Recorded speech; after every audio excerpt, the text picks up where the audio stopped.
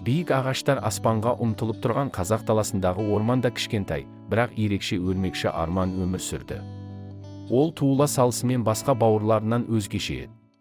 Басқа өрмекшілер дөңгелек өрмектер тоқып жүрсе, Арман табиғаттағы күн сәулесінің жапырақтарда ойнауын, желдің қоңыр күзде сарғайған жапырақтарды сыбдырлату сәттерін және көктемнің алғашқы шықтамшыларының өрмектерде шағылысып, кішкентай асыл тастарға ұқсайтын сәттерін бақылауды жақсы көретін.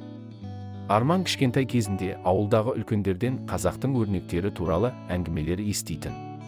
Олар үй ішіндегі әдемі кілемдер мен оюлы түскі киіздерді, киіз үйдің керегесіне қондырылған сырмақтарды мақтанышпен көрсететін. Мына ою өрнектер біздің ата-бабаларымыздан қалған мұра, әрбір өрнектің өз мағынасы бар деп түсіндіретін ақсақалдар. Бір күні Арман кішкентай кезінде екі құстың әдемілік жайлы дауласып жатқанын естіді. Бір құс табиғаттағы ең әдемі нәрсе қызғалдақтар десе, екіншісі жайқалған жусанды даладағы көкжиекке қызарып батқан күннің көрінісін ерекше әдемі деп санады. Сол кезде Арман ойлана бастады: мен де әдемі бір нәрсе жасай алам ба? Мүмкін мен де ата-бабаларымыздың өнерін жалғастырып, өрмекшілер әлемінде өз ою өрнегімді жасармын. Ол ұзақ ойланып, өз сұрағына жауап іздеді. Уақыт өте келе, Арман өсе келе, айналасындағы әлемді байқап, ғажап ойға келді.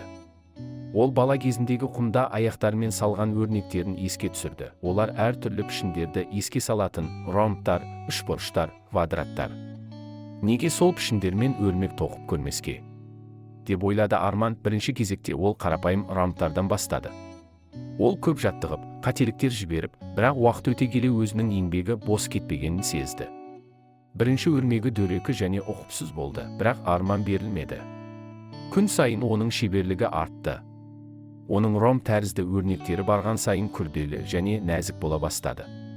Арманның өрмегі тек қана қорғаушы қызметін атқарып қана қоймай, нағыз өнер туындысына айналды. Арманның шығармалары туралы әңгіме қазақ даласындағы орманда тез тарады. Құстар, жануарлар, жәндіктер бәрі оның өнерін өз көздерімен көргісі келді. Бір күні оған ақылды үкі алма ұшып келді. Алма қазақ даласындағы өнерді ең жақсы білетін жануарлардың бірі болатын. Арман, мен сенің өрмектерің туралы естідім, оларды көруге келдім, деді алма, өрнектерді мұқият қарастыра отырып. Бұл жай ғана тәжірибелер, деп қарапайым жауап берді Арман. Мен өзімді өрмек арқылы көрсету үшін жаңа тәсілдерді іздеудемін. Геометриялық пішіндер маған әрқашан таңқаларлық болып көрінетін, мен олардың да әдемі екенін көрсеткім келді. Алма әрбір өрнекті ұзақ уақыт қарап шықты. Ол сызықтардың қалай үйлесімді түрде байланысқанын, әрбір ромбтың қалай екіншісіне ұқыпты түрде жалғасып жатқанын байқады. Ақырында ол Арманға бұрылып: сенің өрмектерің жай ғана тәжірибе емес. Сен шабыттандыратын өнерді жасайсың. Сенің жұмыстарыңда жай ғана өрмек бар емес, олар бізге қарапайым нәрселердегі керемет сұлулықты көре алатынымызды еске салады. Сенің өрмектерің қазақтың ою өрнектеріне ұқсайды. Әрбір өрнекте мән мағына бар сияқты. Арман алманың сөздеріне мақтаншақ болғанымен, ол тоқтамайтынын білді. Ол әртүрлі геометриялық пішіндерді біріктіруге шешім қабылдады. Оның келесі өрмегі ромбтардан тұрып, үшбұрыштар мен квадраттарға ұласқан болатын. Бұл оның сол уақыттағы ең күрделі жұмысы еді, бірақ ең әдемісі де осы болды. Уақыт өте келе, қазақ даласындағы орманда таңқаларлық өзгерістер орын ала бастады. Басқа өрмекшілер де Арманның шығармашылығынан шабыт алып, өз өрнектерін құра бастады. Орман үлкен галереяға ұқсап кетті, онда әрбір өрмек бірегей және қайталанбас болды. Өрмекшілер өз идеяларымен бөлісіп, бір-біріне көмектесіп, күрделі және әсем өрнектер жасай бастады. Арман өрмекшілер арасында нағыз көшбасшыға айналды. Ол тек өз шедеврлерін жасап қана қоймай, басқаларды да үйретті. Оның үлкен еменнің көлеңкесінде орналасқан шеберханасына кез келген өрмекші келіп, өрнекті өрмек тоқуды үйрене алатын. Арман әртүрлі пішіндерді қалай пайдалану керектігін, оларды қалай үйлестіруді көрсетіп, әдемі және үйлесімді нәтиже алу жолдарын үйрететін. Уақыт өте келе орманда басқа да өнер түрлері пайда бола бастады.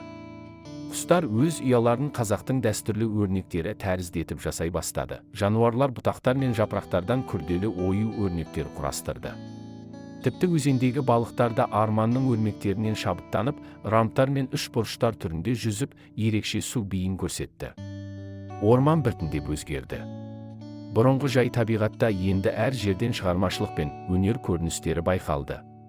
Орман тұрғындары өздерін қоршаған әлемге көбірек назар аудара бастады. Олар қарапайым нәрселердегі сұлулықты байқап, оны бір-бірімен бөлісе бастады. Арман тек қана шебер ғана емес, шабыттандырушы, ұстаз болды. Ол барлығына шығармашылықтың шегі жоқ екенін үйретті. Геометриялық пішіндер бұл жай ғана формалар емес, олар арқылы біз сөзбен жеткізе алмайтын нәрселерді білдіре аламыз. Олар қиял мен шынайылық арасындағы көпір. Көп ұзамай Арман туралы қазақ даласындағы ормандардан тыс жерде де ести бастады. Басқа жерлерде де Арманның үлгісінен шабыт алған өрмекшілер күрделі өрнекті өрмектер құра бастады. Тіпті адамдар да орманнан өтіп бара жатып, көргендерінің сұлулығына таң қалды. Біреулер Арманның өрмегінен шабыт алып, суреттер сала бастады. Біреулер асыл бұйымдар жасап, рамптар мен үшбұрыштарды қолданды. Ал кейбіреулер жай ғана қарапайым пішіндерден туатын керемет шеберлікке тамсанып жүрді.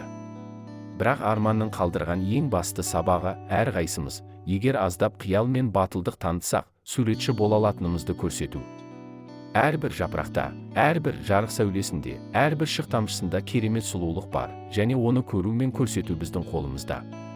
Шығармашылық бұл әлемді жаңаша көру жолы, және бұл әлемде мүмкін емес нәрсе жоқ. Сөйтіп кішкентай, бірақ ерекше дарынды өрмекші Арман өмір сүрген қазақ даласындағы орман шабыт табуға, жаңаны үйренуге және өзіңді суретші ретінде сезінуге болатын орынға айналды.